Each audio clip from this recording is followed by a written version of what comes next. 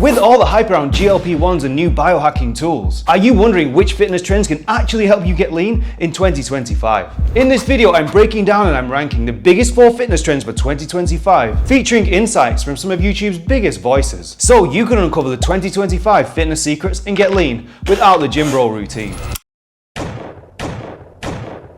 Alright, buckle up, because we've got a head-to-head showdown. We've got Mara Strength, a personal trainer, versus YouTube's biggest chef, Joshua Wiseman, on body fat and health. And we're ranking these takes so you know what's worth your time and what's gym bro nonsense. Category 1, undeniable winners. These tools deliver serious results for everyone. Category 2, hit or miss. These tools can work great for some, but they need to be personalized. Or Category 3, gym bro noise. Useless, total BS, make sure you avoid it. Now, let's get started with Mara Strength. I'm a full-time personal trainer, and this is what my rig looks like on a pretty much daily basis. It's nothing crazy, but not too bad, right? I'm not gonna be pushing out my belly in this video to show you that I have fat rolls too, because I don't think that really helps anybody. Before I give my take, what are you honestly thinking? Now, this video sparked a flood of comments like, "That's the ideal physique in my opinion. I really appreciate you showing the more realistic side of fitness. I've suspected for a while I'm in good shape, but body dysmorphia has been getting to me. We look really similar." So let's talk about this. It's genuinely awesome that people feel positive about their bodies. But let's get one thing straight. Yes, you don't need to have visible abs to be healthy, but the science is crystal clear. For men, staying under 20% body fat is essential for health. And why? Because being over 20% body fat dramatically increases your risk of cardiovascular disease, type 2 diabetes, metabolic syndrome, stroke, and low testosterone. And to clear things up, here's what a true 20% body fat looks like. Now, let's compare that to Mara Strength's physique, which is actually closer to 25 to 30% body fat. If 25% body fat is a milestone on your body transformation journey, then that's awesome, celebrate it. But it's perfectly okay to want to be leaner than 25% body fat without slapping that label of body dysmorphia on it. You see, the conversation around body fat is so polarized. It's either everybody is shredded at 5% body fat like this, or guys throw in the towel thinking, well, I'm as lean as this trainer anyway, so screw it. And this mindset, not helpful. If you're over 25% body fat, you're not just overweight, you're medically obese, and obesity equals poor health, period, no argument. Now let's flip to Joshua Wiseman, a YouTube chef, and he's got this to say. That was me 8 months ago. Balance didn't exist for me. And how can balance, especially in your diet, exist for somebody who works with food every single day? Kind of hard, right? Being a chef and staying lean has got to be tough. But instead of settling for obesity like Mara Strength, he drops this truth bomb.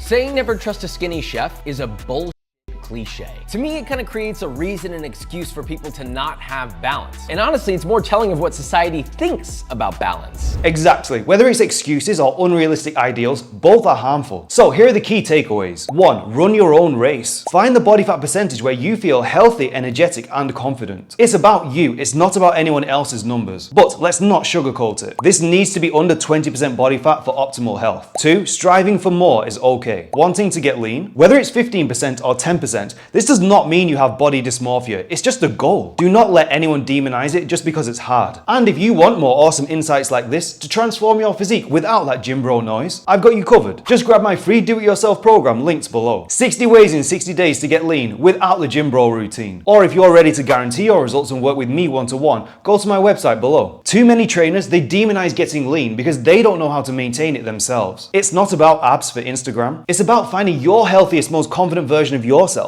and being okay striving for that. And that's why this trend from these fat acceptance trainers, this goes straight into the gym bro noise tier. Alright, now we've got Dr. Mike and Shervin Shreves wading into the world of biohacking, but with a spicy twist. The reason why I dislike the entire field of biohacking is it's based on that premise, that aging is a disease. It's not based in any sort of reality. Ooh, not based in reality? Dr. Mike is coming in hot. But as a Western trained doctor, I get it though. He's probably dealing with patients that are plunging into ice baths and obsessing over their HRV scores, all while still crushing Krispy Kreme for breakfast and getting less than 5,000 steps per day. So it's fair criticism. But this is where Shervin steps in with a fresh perspective. Now, habit and lifestyle behavior changes. Now, I've always struggled with changing my lifestyle habits and behaviors, and I wanted to see if there was a tool that could help guide me in terms of this is a good behavior or this is a bad behavior. And this is where Dr. Mike misses the mark. It's all about behavior change. Doctors telling people to eat less and move more, it hasn't worked. If it did, obesity rates would not be through the roof. And the average US male would not be sitting at 200 pounds and 29% body fat. You see, Shervin highlights a key piece to the puzzle. Data-driven tools like Whoop, they create these short daily feedback loops which help guide better choices which lead to behavior change. And sure, Whoop's main selling point is the recovery score, but the real magic? But it's the journal feature. Every time I open my Whoop app in the morning, it'll pop up a set of questions that I've custom picked, and I can say yes or no, and then I can even put in data of how much time. And then over time, in the monthly performance reports, it's going to give me data in terms of, is this behavior good for my sleep and recovery, or is this behavior bad? So alcohol is extremely bad, so it kind of shames you for drinking alcohol. It's been a great device that has motivated me to drink a lot less alcohol. Now, we all know that alcohol, it wrecks sleep. But when you wake up to a recovery score in the red, it's more than just a number. It becomes a wake-up call. Now you actually have objective evidence to why you're irritable, your productivity is tanking, your cravings are skyrocketing, and your ability to build muscle and burn fat down the drain. And this kind of real-time feedback is the secret sauce to actual behavior change. It is not about vague advice like eat better. It's about connecting the dots between your choices and your outcomes, making that shift personal. In fact, this study on coronary heart disease drives this home. Even when the stakes are life and death, adherence to lifestyle changes, they're shockingly low. Smoking cessation? Nope, most just kept smoking. Dietary changes? Nope, most people just kept their normal eating habits. Exercise? Nope, most people remain physically inactive. This is about meeting people where they're at and giving them tools that drive that daily action. But let's be real, just having the tools does not mean you're going to use them. Is the Krispy Kreme calling your name more tempting than the red recovery score on Whoop that's telling you to skip it? It's hard to say, and that's exactly why, even though this approach can be super effective, it's got to land in the hit or miss tier. Now we've got Mark Lewis, and he's claiming he's ditched exercise to burn fat. Over the years, I've lowered my body fat levels significantly through a combination of lower calorie intake and exercise. At least that's what I thought I'd done, but my recent experience suggests that the exercise might have had almost nothing to do with it. Whoa, so Mark's been through a legit body transformation before, and now he's on round 2. But this time, no exercise. Instead of the classic eat less, move more mantra, Mark has skipped this out for something else. Tell you to eat less, move more, as though those two things combined are always a solution. But in my last few weeks, I've worked out they really aren't, because I haven't moved at all, yet I've lowered my calorie intake significantly and lost large amounts of weight. And the secret sauce? GLP-1 medications. Specifically for Mark, Mounjaro or tirzepatide. The heavyweights compared to its weaker cousins semaglutide or Ozempic. Sure, it sounds like rapid weight loss in a bottle, but let's get real, there are massive red flags here. Medicating your way to being lean and then figuring exercise out later? That is a one-way ticket to damaging your body and setting yourself up for failure. And here are the 3 big mistakes. 1. Skinny fat syndrome. Weight loss? Sure, but it's not just fat, you're losing lean muscle too. And then what's left? A smaller, weaker version of yourself. And it's not just about looking strong, it's about maintaining metabolic health for insulin sensitivity and metabolic flexibility. 2. Injuries and burnout. Underfueled bodies means weaker muscles, weaker tendons, and weaker ligaments. Even everyday tasks like going down the stairs can leave you vulnerable to injury. Case in point, Adam Schafer from Mind Pump, the biggest fitness podcast in the world. He went on to tirzepatide, and then when he came off, bam, pec tear, hamstring tear, and now months of recovery. 3. Rebound weight gain. Losing weight is one thing, but keeping it off, that is the real challenge. Once you're off GLP-1s, your appetite rebounds hard. And without sustainable habits, the weight, it just piles back on. You can't rely on GLP-1s forever, and once you're off them, you need a solid plan to maintain your results long term. And the biggest key? Keeping a workout schedule to maintain muscle and metabolic health. Now, GLP-1s, they might slash your calorie intake levels, but does that mean workouts are off the table? Absolutely not. Your body is running off less fuel, but that's why we use minimum effective dose micro workouts. And here's how it works.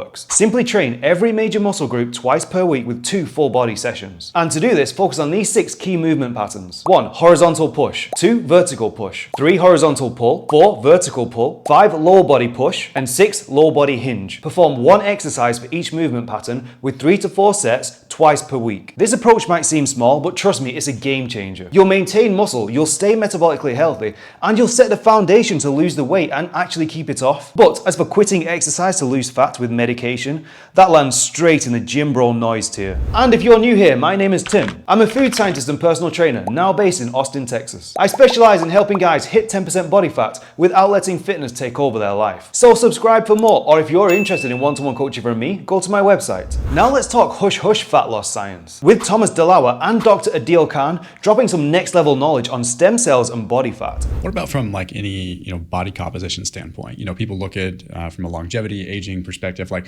Is there any evidence with stem cells? You've probably heard about stem cells in the context of longevity or healing injuries. But what if I told you they might just be the secret weapon for forever fat loss and staying lean? What's the job of a fat cell? It's to store these lipids, right? And over time, these lipids can't be stored properly, and so what happens? They start storing in your liver, in your heart, and other organs, and then you get these pro-inflammatory signals because they become dysfunctional. Here's the deal. As we age, our fat cells stop doing their job properly. They're supposed to absorb and store fat efficiently, but instead they malfunction, and that causes this cascade of mild inflammation throughout the body. And this means your cell metabolism takes a hit. So insulin resistance skyrockets, blood sugar control is out the window, hunger and cravings go through the roof too, brain fog sets in, your energy tanks, and this all leads to more inflammation and more fat cell dysregulation. So a vicious cycle of fat gain and inflammation. But here's where stem cells can step in. Stem cells can be like hitting the reset button on your fat cells. They reprogram those dysregulated fat cells, restoring them to peak performance. So your fat cells work properly again, which breaks that cycle of inflammation and fat gain. Sounds amazing, right? But let's get real. Most of us are not lining up for stem cell treatments anytime soon. So here's the real life solution. 1. Eat nutrient-dense foods. Focus on whole, minimally processed foods packed with vitamins and minerals. Prioritize magnesium, B vitamins, vitamin D, and CoQ-enzyme 10, all crucial for energy metabolism. 2. Polyphenols, found in big amounts in berries, dark chocolate, and green tea. These are your cell's protectors, helping reduce oxidative stress and helping them function better. 3. Strength training. When you build muscle, you boost mitochondrial biogenesis and insulin sensitivity, the ultimate double act for cell health. 4. Aerobic exercise. Getting your cardio in leads to better oxygen delivery to your cells, which equals better metabolic efficiency.